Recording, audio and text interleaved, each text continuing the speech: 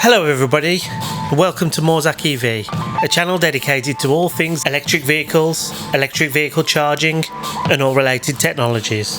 I hope you're doing well. I thought it might be interesting for you to get some insight into our day-to-day practices as electric vehicle charge point installers. It might be useful for new electricians out there. It might be an insight into what we do as a career. I happened to get some footage of me working on a commercial installation recently. As part of that installation, I was working through the safe isolation process and permit to work process. These are practices that electricians do to keep themselves safe when working around dangerous electrical currents, such as those on electrical distribution boards and electric vehicle chargers. Take this distribution board for example. This distribution board is running at 400 volts line to line voltage and 250 amps inside the distribution board. Visually this can be represented by looking at the size of the cable that's supplying this distribution board.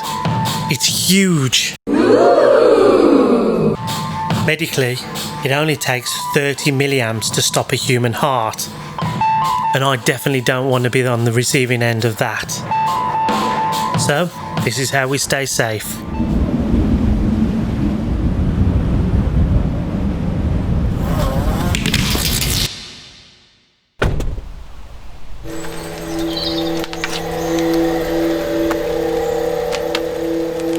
This is something different to what we've done in videos before, so if it's interesting to you, let me know. So, onto the video. The first thing that we do when we're working on an electrical installation is the safe isolation process. Anybody who's trained as an electrician will know this, because this is one of the first things that you learn in terms of practical work. The safe isolation process ensures that the equipment is de-energized before you start touching anything that could carry electrical current. In a commercial environment, this is also known as a lockout and tagout procedure. So the process involves de-energizing the supply to the equipment that you're going to be working on, locking off the isolator or switch with the appropriate locking off equipment. So in this example, I'm using a padlock and then putting a tag on there to inform anyone who looks at the equipment who's locked it out and why it's locked out. Then you must carry the key upon your person at all times. This ensures that nobody can accidentally unlock the equipment thinking it's safe to do so.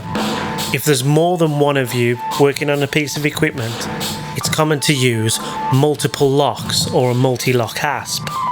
This ensures that only once everyone has finished working on the equipment and unlock their padlocks is it safe to re-energize the equipment. Once the equipment is de-energized and locked off, you then need to verify there's no voltage by using an appropriate voltage tester. The voltage tester itself must be in good working order, and the probes must meet the safety requirements of GS38 specification. A lot of companies also require an internal permit to work for working on electrical installations. The permit to work is included with the lockout and tagout in the area that you're working, so that anybody who comes along can see that you have permission to work on that supply, and informs them why the work is being done and who they need to see if this is causing any kind of problems, where equipment is put out of use where it's really needed. In this example, we're working on a board which has no other equipment attached. Let's imagine, for example, that there were some pumps running off this equipment which is important to a particular part of the production line. When dealing with the customer, we give them information on what equipment will need to be de-energized and how long it will need to be de-energized for, let's say a day for example. That person will then speak to all the appropriate people in the company, get their permission for the equipment to be shut down for that period of time and get it signed off. Then, when work begins, we sign the permit to say we're starting work and we're only going to work within the areas and the scope that's detailed in the permit. We keep the permit with the de-energized equipment, so anybody coming along can see what's going on. And then, at the end of the day, when we finish the work, we sign the permit to say the work is finished and we left everything in a safe condition and hand that back to the customer. By following this process, it ensures that everybody is kept safe at all times, which is the most important thing when anybody is doing any kind of electrical work. So check out our videos, photos and other information on social media. Don't forget to like, subscribe and hit the bell icon for more videos on electric vehicle charge points, Tesla videos and all related technologies. And thanks very much for watching.